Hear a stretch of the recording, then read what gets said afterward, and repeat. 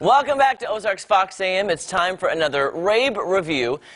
And, well, if a Rabe Review ever had a theme, today's theme would be the teen drama.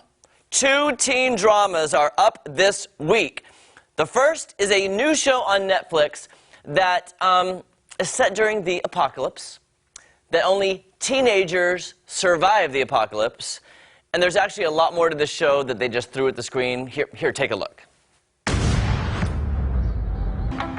Wesley Fists. I'm on a path to redemption.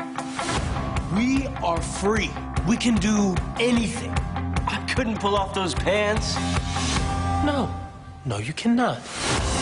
Moving forward, using all my breath. Look, we're all searching for something. Sam is out there, and I'm not giving up until I find her. You can't just leave us. I agree with the petulant dwarf. You require our assistance. We're making something important here. Our own tribe. A family by choice.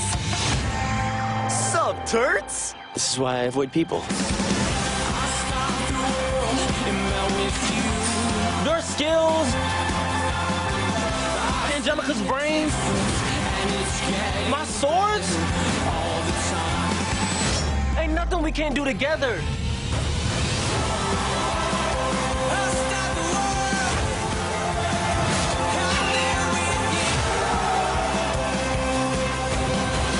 So what's life like in the apocalypse?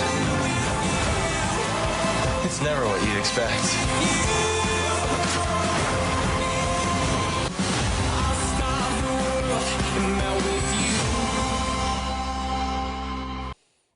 This show is crazy. Okay, maybe I'm just getting too old to enjoy the teen drama. Josh Wheeler is the main character. He's played by Colin Ford, who is very likable. Let me just kind of set the premise here for a second. The show starts out like Ferris Bueller's Day Off. You know how Ferris would talk to the camera and say, life's pretty good. If you don't look at it, it's going to catch you by... You know, he just talks to the camera. Well, the main character does that. Here's what's funny. He's talking to the camera like Ferris Bueller's Day Off. Guess who the principal of the school they attend is? Matthew Broderick, who played Ferris Bueller. Like, the first image I had of, like, this is like Ferris Bueller. He's like this cool kid who's, you know... And there was Matthew Broderick playing the principal. This show is crazy. So it goes back and forth from flashbacking to before the apocalypse, then going to the apocalypse.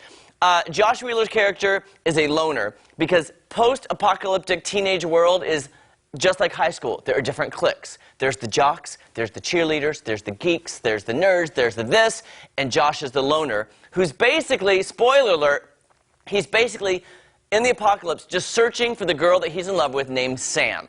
So he's basically searching all these different areas of California to find Sam. Also explained in the first, like, 30 seconds when he's talking to the camera is that the bomb that's let off in this to make the apocalypse basically has some biogenetic chemicals that kill people over the age of 18. How in the world is that possible, first of all? So, this bomb goes off, kills everybody who's 18 or older, teenagers survive, and by the way, if somebody 18 and older does survive, they become ghoulies, which are basically zombies. So you have Ferris Bueller meets The Walking Dead, meets Mad Max, meets the they threw everything at this show. But again, they're banking on the teenagers in America to fall in love with the teenagers in this post-apocalyptic world, searching for love. There's drama, there's a lot of violence, there's a lot of cursing, but basically it's set in a love story. In a post-apocalyptic, this show is just crazy. I got through the first 2 or 3 episodes and I was like, huh? Again, I believe the teenagers in America will love it. For this gentleman right here, I was kind of like, huh? But again, the characters are likable. The actors are likable. Again, Daybreak Season 1 premiered last Friday on Netflix. You can check it out if you dare. So, okay, this other teen drama I have to talk about. This is one I really hadn't heard of, and Netflix quietly dropped Season 3 last week. It's a Netflix teen drama, another one called Greenhouse Academy. Take a look. Feed your curiosity. So what does it mean to be a leader? Is it something you're born with? Is it something you learn? My brother worked for months to get into the school. You're the most determined person I know. Just like Mom. Definitely takes after his mother, even though she was a Raven. How could you let this happen? This mission is too important to have Ryan Woods' kids ruin it for us. The last time I saw her, I promised her I would take care of my brother. I think she'd be proud of you. Hey, stop it! Cut it out! I don't need a Raven to fight my battles. Now you sound like an eagle. Now, the Ravens and Eagles have been rivals for decades, and this year is no different. The school takes competition just a little bit too seriously. It's a greenhouse tradition. For over 2 decades, our school has nurtured this nation's leaders. Alex, Haley. You have real integrity. These are qualities we want in our students. Welcome to the greenhouse. Okay, so this show is set at a private boarding school. Brother and sister are set up against each other in rival dormitories called the Eagles and the Ravens, and yet they also discover sinister plots that they must foil. Now, let me tell you about this show. I was kind of bored. It kind of reminds me of like The OC meets Dawson's Creek. You know those shows where you're watching it and you go, do teenagers really talk like this? Do they use these 7-syllable words all the time, and then me as an adult is supposed to understand what they're talking about? I'll tell you, season 1 starts off with these brother and sister, Alex and Haley. Their mother is an astronaut. So their mother goes up in space, and during her mission, she passes away. Spoiler alert, sorry, but that's the first episode.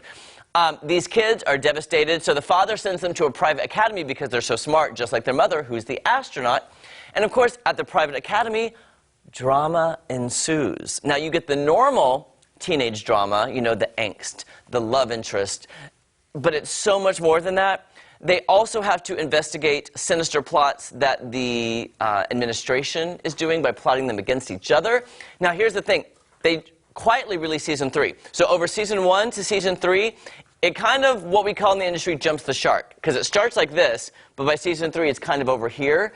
And I just was like, what, how? It's kind of like Riverdale, OC. I just don't understand this show. Now, I've also heard that a season 4 is in the works, so I know it has a cult following on Netflix because people who love this show love this show. I am just not sold on it. To me, season 1 is good, like Riverdale. I was talking to Kaylee Custer about this. Riverdale, season 1, loved it. Season 1, Greenhouse Academy, starts like this. Season 3, it's over here. Some people have left the show. If you're a teen, go check it out. Season 3 is now available on Netflix. I do want to quickly get to something Kaylee was talking about yesterday, which is the Will and Grace drama on their final season of the farewell tour. Megan Mullally and Deborah Messing feuding, supposedly. It breaks my heart. So the first episode of the farewell season aired last Thursday on NBC. Here's why I'm disappointed. The end of the original run showed Grace getting pregnant and Will adopting a baby. Guess what the premise of was the first episode of this farewell season? Grace is pregnant and Will is adopting a baby. Hey, guess what, NBC? We've seen this before. It was called the original run that ended 10 years ago, and it was the exact same thing as what we're seeing now. I hope this has a different ending, maybe, more happy ending with Grace and Will not fighting. Anyway, and one quick note, the morning show debuts on Apple TV Plus on November 1st. I've seen the first 3 episodes. Can I just say I'm a little disappointed because my fellow critics are ripping this show apart.